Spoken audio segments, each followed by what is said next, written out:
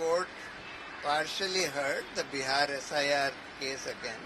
The main issue which was discussed today was whether Aadhaar is being accepted by the Election Commission even as a standalone document. We showed to the court that despite 3 orders of the court that Aadhaar should be accepted along with the other 11 documents specified by the Election Commission, the Election Commission had issued notices to various block level, booth level officers saying that why are you accepting Aadhaar as a standalone document? You show cause why disciplinary proceedings should not be taken against you. On seeing that, the court has ordered that the Aadhaar should be accepted as the 12th document, even as a standalone document, and that the Election Commission must issue instructions to all the officers holding this SIR in Bihar to that effect.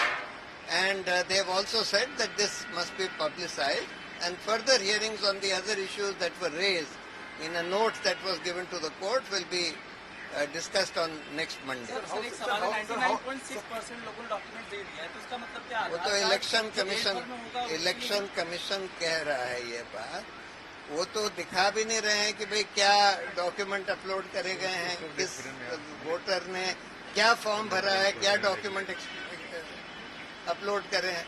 देखिए, ये तो इसी से clear है कि ये जो forms हैं ये इलेक्शन कमीशन ने खुद ही भरकर डाल दिए कि जो आवेदन आए हैं एक्सक्लूजन के, उसमें से बहुत सारे आवेदन हैं कि हमको क्यों इंक्लूड कर लिया ड्राफ्ट लिस्ट में, हम तो यहाँ रहते नहीं हैं या हम तो एलिजिबल हैं नहीं. इसका ये मतलब है कि उन्होंने वो आवेदन नहीं दिया.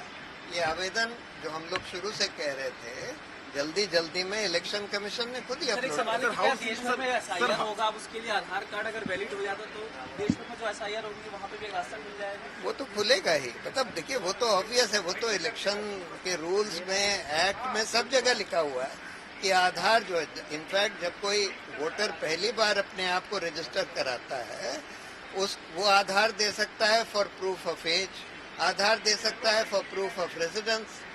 सिटीजनशिप के लिए सिर्फ सेल्फ डिक्लेरेशन देना होता है. यानी 3 चीज वो मांगते हैं: proof of age, proof of residence और सिटीजनशिप.